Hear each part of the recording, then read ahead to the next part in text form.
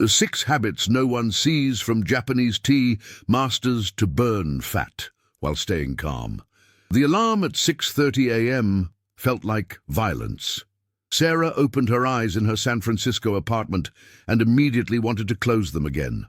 7 hours of sleep, tracked, optimized, supposedly enough, and yet her body felt like concrete. Her shoulders were tight before she even sat up. The light from her phone on the nightstand glowed cold and blue, notifications already stacking. She dragged herself to the bathroom mirror and paused. The face looking back wasn't the one she remembered from 5 years ago. Puffiness under the eyes, a tightness around the jaw, the kind of exhaustion that sleep couldn't fix. She'd tried everything: keto, intermittent fasting, CrossFit at 5 a.m., sleep supplements, meditation apps. Nothing stuck. Nothing worked past the first desperate weeks. By 9 a.m., she was at her desk in the tech startup's open office, fluorescent lights buzzing overhead. The Slack messages were already frantic. Her coffee was cold. She opened a drawer and found the granola bar she'd hidden there yesterday, ate it standing up while responding to emails, barely tasting it. Across the room, Keiko sat at her desk with unusual stillness. Sarah had worked with her for 6 months, but barely knew her beyond project updates. Keiko was in her late 40s, moved deliberately, spoke softly. She never seemed stressed, never seemed to be forcing anything, and she was lean in a way that didn't look like deprivation, more like balance. At lunch, Sarah watched Keiko unwrap a small bento box: rice, pickled vegetables, a piece of grilled fish no bigger than her palm. She ate slowly, chopsticks moving with precision. The entire meal took 20 minutes. Sarah had inhaled a burrito in 7 minutes at her desk, and now her stomach hurt. That afternoon, Keiko invited her to something unusual. "I teach a tea ceremony class on Saturday mornings," she said quietly, "in Japantown. It's about stillness. You seem tired." Sarah almost laughed. Tea ceremony? She had a body to fix, weight to lose, a nervous system that wouldn't shut off at night. What would sitting still and drinking tea do? But something in Keiko's calm gaze made her pause. "What time?" Sarah heard herself ask. 5:30 a.m., Keiko said, "before the city wakes up." Saturday morning, Sarah stood outside a small traditional room in Japantown, shivering in the October cold. Inside, the space was minimal: tatami mats, a low table, a single scroll on the wall with kanji she couldn't read. 3 other students sat in Caesar, knees folded beneath them. The room smelled like aged wood and something earthy she couldn't name. Keiko knelt at the front and placed a ceramic bowl on the mat. It was rough, asymmetrical, the color of wet stone. She poured hot water from a small iron kettle, 176 degrees, she explained, not boiling, and whisked matcha powder until it frothed. "This bowl," Keiko said, holding it with both hands, "is the center of everything. How you hold it, how you breathe around it, how you wait." Sarah tried to fold her legs into Caesar. Her knees screamed. Her lower back engaged in a way it hadn't in years. She felt ridiculous. Keiko passed the bowl to her. The ceramic was warm, rough against her palms. The tea smelled grassy, bitter. She sipped. It wasn't sweet. It wasn't comforting. It was just present. "Your posture," Keiko said gently, "is already burning more calories than sitting in a chair. Your breath is slowing your cortisol. The cold air outside this room and the heat inside, this contrast wakes your metabolism." Sarah blinked. This wasn't what she expected. Not willpower, not restriction, just sitting, breathing, holding a bowl. She left the class 2 hours later feeling strange, not lighter exactly, but quieter. That night, she searched online. Japanese tea ceremony weight loss. The results were sparse, clinical. Studies on thermogenesis, NEAT, parasympathetic activation. Nothing she'd ever heard from a personal trainer. She looked at the bowl Keiko had given her as she left, a simple ceramic chawan, smaller than a coffee mug. Keiko had pressed it into her hands with a smile. "For your nightly tea," she'd said. "Use it every night before sleep. Same time, same ritual." Sarah placed the bowl on her nightstand. It looked out of place next to her phone, her supplements, her sleep tracker, but something about its roughness, its weight, felt solid. She didn't know it yet, but that bowl would become the center of everything. If you've ever felt tired, even after a full night of sleep, or frustrated with diets that don't last, tell us in the comments which part of this story feels familiar, and stay with us for the next chapters. The first week, Sarah barely remembered to use the bowl. It sat on her nightstand, gathering dust while she scrolled Instagram in bed, watching fitness influencers talk about discipline and 4 a.m. workouts. Her body still felt heavy, her mind still raced at midnight. But on Thursday, she boiled water at 10 p.m., later than Keiko had suggested, and made matcha. She didn't have a whisk, so she stirred it with a spoon. The tea was lumpy, bitter, too hot. She held the bowl anyway, feeling its rough texture against her palms. Her breath slowed without her trying. She went to bed 20 minutes later and fell asleep faster than she had in months. Saturday, she returned to Keiko's tea room. This time, the Seiza posture didn't hurt as much. Her knees adjusted. Her core engaged.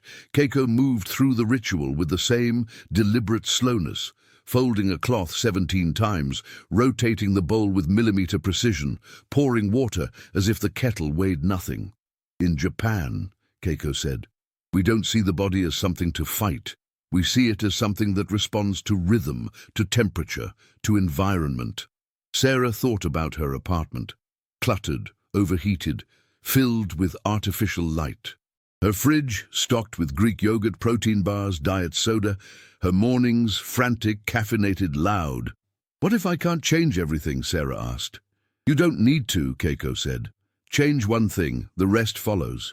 That Monday, Sarah made one shift. She turned off the heat in her bedroom. The room dropped to 62 degrees. She made her nightly tea at 9:45 p.m., same time, in the ceramic bowl. She folded her clothes instead of leaving them on the floor. Small movements, small gestures. The first night, she shivered under the blankets. Her body tensed, but by 2 a.m., she realized she'd slept through without waking. Her co-worker, Marcus, noticed she wasn't eating at her desk anymore. "You on another diet?" he asked, grinning. "Keto again?" "No," Sarah said. "Just eating slower." Marcus laughed. "Slower doesn't burn calories, babe. You gotta push harder." She didn't argue. But that afternoon, she noticed something.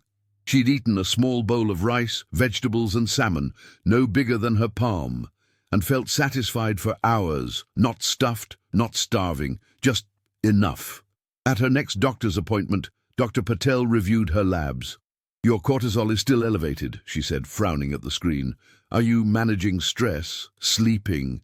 "I'm trying," Sarah said. Dr. Patel handed her a prescription for a sleep aid. "If the insomnia doesn't improve, we'll need to talk about metabolic syndrome. Your fasting glucose is creeping up." Sarah took the paper but didn't fill it. Instead, she went home, made tea in the ceramic bowl, and sat in Seiza on her living room floor for 10 minutes. Her legs hurt. Her mind wandered, but her breath steadied. The next Saturday, Keiko introduced a new element. Before tea ceremony, she said, "We fast, not for punishment, for clarity." Sarah hadn't eaten since 6 p.m. the night before. It was now 5:30 a.m. Her stomach felt light, not empty. She realized her usual breakfast, eaten while checking email, half distracted, had been making her sluggish. The tea tasted different on an empty stomach, sharper, more alive. Her body felt warm despite the cold room. "When you eat in a fasted state later," Keiko explained, "your body knows how to use the food. It doesn't panic, it doesn't store everything as fat." Sarah thought about all the diets she'd tried. They'd all been about what to eat, not when or how or in what state of mind. "Is this why you're so calm?" Sarah asked. Keiko smiled. "I'm calm because my nervous system knows it's safe. I eat small portions because my environment teaches me enough. I stay lean because my body isn't always in fight or flight. Sarah looked down at the ceramic bowl in her hands. It was just a bowl, but it was also a timer, a boundary, a ritual, a pause. She didn't feel transformed yet, but she felt something shifting underneath the exhaustion. By the third week, Sarah's nighttime tea ritual had become non-negotiable. She set an alarm for 9:45 p.m. She boiled water to exactly 176 degrees using a thermometer. She sat on her floor, legs folded, holding the ceramic bowl with both hands. Her bedroom stayed cold, her phone stayed in another room, and slowly, imperceptibly, her body began to respond. She woke up one morning and realized she hadn't hit snooze. Her shoulders felt looser, her mind felt less frantic. She stepped on the scale out of habit and blinked, 3 pounds down, not much, but she hadn't been trying. At work, Marcus noticed. "You look different," he said, eyeing her across the conference table. "Different how?" "I don't know. Less wired," she shrugged. She wasn't about to explain tea ceremony to Marcus, who lived on energy drinks and considered sleep a waste of time. But Keiko noticed too. "Your face is calmer," she said after class one Saturday. "Your digestion is better?" Sarah nodded. "I didn't realize how much my stomach hurt all the time until it stopped hurting." Keiko smiled. "When your nervous system relaxes, your gut relaxes. When your gut heals, your hormones balance. It's all connected." That week, Sarah's sister came to visit. They went out for dinner at a trendy Italian place in the marina. The portions were massive, pasta piled high, bread baskets, wine, tiramisu. Sarah ate slowly, using her fork like chopsticks, savoring each bite. She stopped when she felt satisfied, leaving half the plate untouched. "Are you okay?" her sister asked, concerned. "You're not, like, sick or something?" "I'm fine," Sarah said. "But you're not finishing your food. That's not like you." Sarah felt a flicker of defensiveness. "I'm just eating differently." Her sister frowned. "You're not doing some weird restrictive thing again, are you? You know those never work." "It's not restrictive," Sarah said quietly. "It's just paying attention." Her sister didn't look convinced. She changed the subject, but Sarah felt the judgment lingering. That night, lying in bed with her ceramic bowl of tea, Sarah felt the old shame creeping in. Maybe her sister was right. Maybe this was just another phase. Maybe she'd fail again. But then she noticed something. Her heart wasn't racing. Her breath wasn't shallow. Even with the discomfort of the conversation, her body stayed calm. The next Saturday, Keiko talked about micro-movements. "In tea ceremony," she said, "nothing is rushed. Every gesture has intention. Folding the cloth, rotating the bowl, walking across the tatami. These small movements, they keep your body active without exhausting it." Sarah thought about her own days. Sitting at a desk for 9 hours, collapsing on the couch at night, moving only when forced. "In Japan," Keiko continued, "we walk more, we kneel more. We don't have the same chairs, the same cars, the same convenience. Our bodies stay engaged." Sarah started walking during her lunch breaks.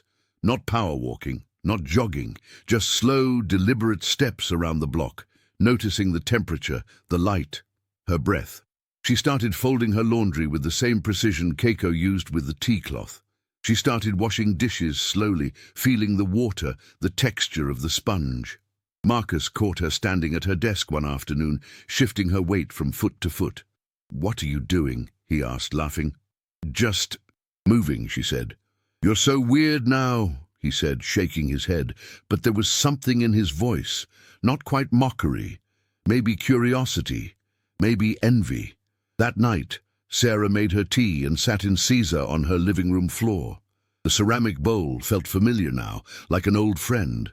She looked at her reflection in the tea's dark surface and realized her face looked different. Not thinner exactly, but softer, less tight. She took a photo and compared it to one from 2 months ago. The difference was subtle but real. The puffiness was gone. The tension in her jaw had eased. She wasn't forcing anything. She wasn't suffering. She was just sitting, breathing, sipping tea in a cold room, and somehow it was working. Would you rather force yourself with willpower or redesign your environment and habits like this character is learning to do? Comment which path makes more sense to you, and share this episode with someone who needs a gentler approach to change. The test came in late November. Sarah's startup announced a product launch, and suddenly her calendar exploded. 14-hour days, weekend work, sleep deprivation, the kind of crunch that made her old patterns scream to come back. Marcus thrived in the chaos. He was at his desk by 6 a.m., fueled by cold brew and adrenaline, coding until midnight. He joked about sleeping 4 hours a night, about grinding, about pushing through. Sarah felt the pull. The old voice in her head, "You're falling behind, you're weak, you need to push harder," but something else whispered back, "What if hard isn't the same as effective?" She kept her tea ritual. Every night at 9:45 p.m., no matter how much work was left, she stopped. She boiled water. She made matcha in the ceramic bowl. She sat in the cold room and breathed. Some nights, she only got 5 hours of sleep. But those 5 hours felt deeper than the 7 she used to get while scrolling her phone until 1 a.m. She kept her morning rhythm. She woke at 5:30 a.m., made tea again, sat in Caesar while the city was still dark. She didn't eat until 8 a.m., a small bowl of rice, miso soup, pickled vegetables, simple, grounding. At work, Marcus noticed her leaving at 7 p.m. while he stayed until 10. "You're not serious about this launch, are you?" he said, half joking, half accusing. "I'm serious about not burning out," Sarah replied. "Burnout is just a myth lazy people use," Marcus said, laughing. But 2 weeks into the crunch, Marcus got sick, a cold that knocked him out for 3 days. When he came back, he looked haggard, pale, older. Sarah stayed healthy. Her energy remained steady, not manic, not forced, just consistent. Keiko noticed during their Saturday class. "You're different," she said, studying Sarah's posture. "You're not trying so hard." "I'm exhausted," Sarah admitted. "Work is insane." "But you're not breaking," Keiko observed. "Your breath is still calm. Your body is still holding the rhythm."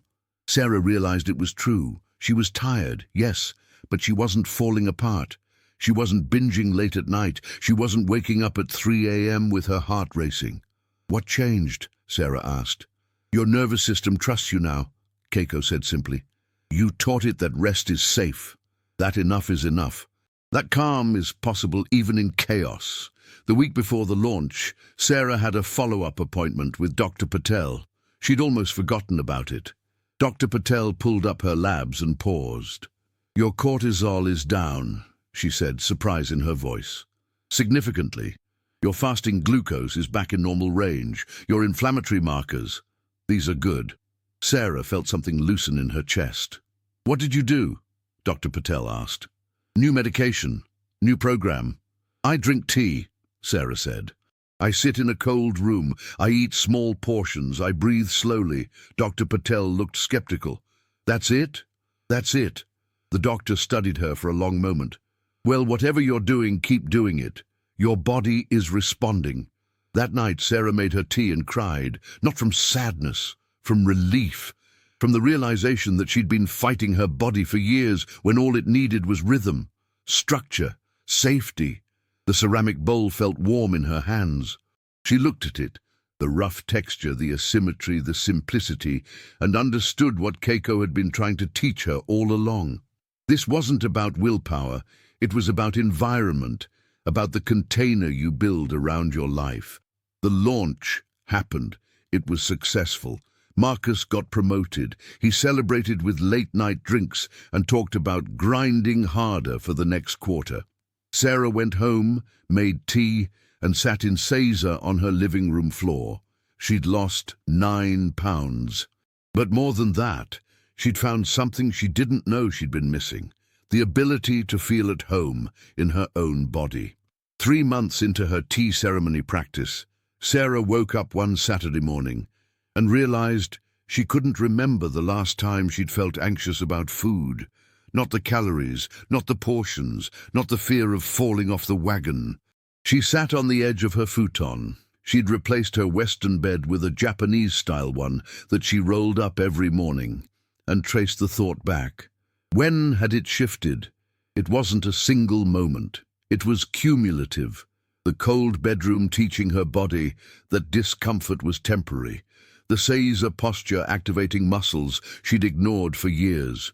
The tea ritual anchoring her nervous system every night.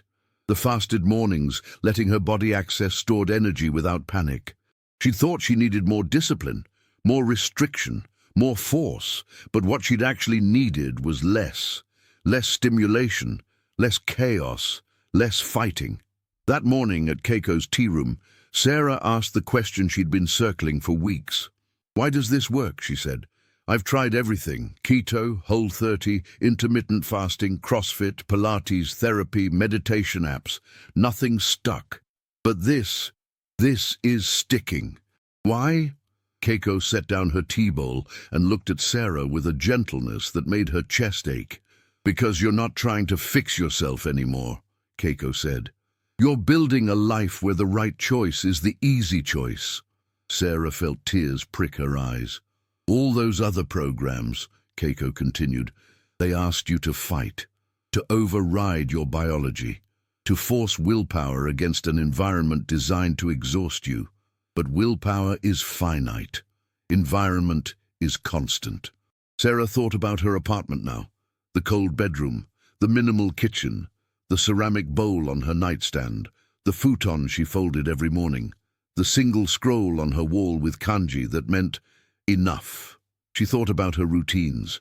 The tea at 9:45 p.m., the Seiza posture, the slow, deliberate movements, the fasted mornings, the small portions served in beautiful dishes. None of it felt like deprivation. It felt like architecture. In Japan, Keiko said, "We don't rely on willpower because we've designed our environment to make healthy choices effortless. Small plates, low furniture, cold rooms, walking cities, community meals, ritual slowness. Your body doesn't need to be convinced. It just responds." Sarah looked down at her hands. They were steadier than they'd been in years. "I thought I was weak," she whispered. "I thought I just didn't have enough discipline." "You were never weak," Keiko said firmly. "You were trying to swim upstream in a river designed to drown you. All you did was find a different river." That night, Sarah sat alone in her apartment with her tea. She thought about Marcus, still grinding, still surviving on 4 hours of sleep and cold brew. She thought about her sister, skeptical, defensive, still trapped in the diet binge cycle. She thought about Dr. Patel, surprised that something as simple as temperature and rhythm could change biology. She thought about herself 6 months ago, exhausted, ashamed, desperate, and she realized the secret was never hidden. It was just invisible to anyone looking for a fix instead of a redesign. Fat loss wasn't about calories, it was about cortisol. Calm wasn't about meditation apps, it was about a nervous system that felt safe. Health wasn't about discipline, it was about an environment that made discipline unnecessary. She looked at the ceramic bowl, the rough texture, the simplicity, the weight of it in her hands, and understood why Keiko had given it to her. It wasn't a tool. It was a compass, a reminder that transformation doesn't happen in the gym or the kitchen. It happens in the quiet moments, in the repeated gestures, in the architecture of a life built around enough, not more. She sipped her tea. The bitterness had become familiar, comforting. The steam rose in the cold room. Her breath slowed. Outside, the city hummed with frantic energy. Inside, Sarah sat still, and for the first time in a decade, she felt complete. 6 months later, Sarah stood in Keiko's tea room for the last class of the season. Spring light filtered through the shoji screens. The room smelled like cherry blossoms and aged wood. She knelt in Seiza without discomfort now. Her body had learned the posture so thoroughly it felt like home. She held the ceramic bowl with both hands, feeling its familiar weight, its rough texture, its warmth.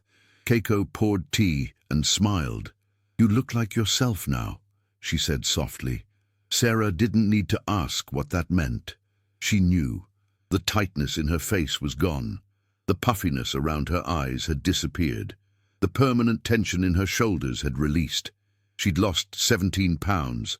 But more than that, she'd lost the exhaustion that had shadowed her for years. She wasn't forcing anything. She wasn't restricting. She wasn't punishing herself. She was just living in a different rhythm. Marcus had quit the startup 2 months ago. Burnout, he'd said. Doctor's orders. He'd looked at Sarah before he left and said something she'd never forget. "I don't know what you're doing, but you look better than you did when we were all trying to optimize ourselves." Maybe I should have listened. Sarah had given him Keiko's information.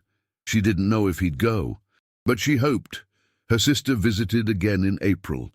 They had dinner at Sarah's apartment, a simple meal served on small plates, eaten slowly, with attention. Rice, miso soup, grilled fish, pickled vegetables, green tea in ceramic cups. "This is really good," her sister said, surprised. "You learned to cook like this?" "I learned to eat like this," Sarah corrected. "It's not about the recipe, it's about the pace." Her sister watched her move through the kitchen, folding napkins, placing dishes, rotating bowls, with a kind of quiet precision that felt almost meditative. "You really did change," her sister said softly. "I thought it was another diet thing, but it's not, is it?" "No," Sarah said, "it's a life thing." At her latest checkup, Dr. Patel had pulled up her labs and actually smiled. "Your inflammatory markers are excellent," she said. "Your cortisol is normal. Your insulin sensitivity has improved dramatically. Your weight is stable and healthy. Whatever you're doing, I want to recommend it to other patients." Sarah had explained it as best she could. Temperature exposure, postural engagement, ritual breathing, fasted mornings, portion control through environment design, sensory satiety through minimalism. Dr. Patel had listened, nodding slowly. "So it's not a program," she said. "It's a lifestyle." "It's not even a lifestyle," Sarah corrected. "It's just living." Now, sitting in Keiko's tea room, Sarah sipped her matcha and thought about the past 6 months. The changes hadn't been dramatic. No before and after photos that would go viral, no miraculous transformations, just small, consistent shifts that had compounded over time. The cold bedroom that had taught her body to burn fat for warmth. The Caesar posture that had turned sitting into a metabolic event. The breathing rhythm that had calmed her cortisol and steadied her hunger signals. The fasted mornings that had let her body access stored energy without panic. The micro movements that had kept her metabolism active without exhaustion. The minimal environment that had taught her brain that enough was enough, and at the center of it all, the ceramic bowl. She looked at it now, cradled in her palms, and thought about how many times she'd held it. Hundreds, maybe thousands. Each time a reminder. Each time a pause. Each time a return to calm. Keiko stood and bowed. "The tea ceremony is ending," she said, "but the practice continues." Sarah bowed back. She understood. The ritual wasn't about the tea. It was about the life built around the tea. That night she made her tea at 9:45 p.m., like always. She sat in Caesar on her living room floor. The room was cold. The bowl was warm. Her breath slowed. Outside, the city hummed with noise and light and chaos. Inside, Sarah sat still. And somewhere in the quiet she felt her body sigh, not with exhaustion, but with recognition. This was it. This was home. Years later, she would keep the ceramic bowl on her nightstand. It would chip slightly on one side. The glaze would fade, but she would never replace it. Because every time she held it, she would remember fat loss and calm weren't about force. They were about surrender. Surrender to rhythm, to temperature, to stillness, to enough. The body didn't need to be conquered. It needed to be listened to, and when you listened, when you built a life that made listening possible, everything changed. Not overnight, not dramatically, but deeply, permanently, quietly, like tea steeping in a rough ceramic bowl. If this story reminded you that real transformation comes from small habits repeated over time, not from overnight fixes, Subscribe to the channel, tell us which country you watch from, and invite someone to start this journey with you in the next story.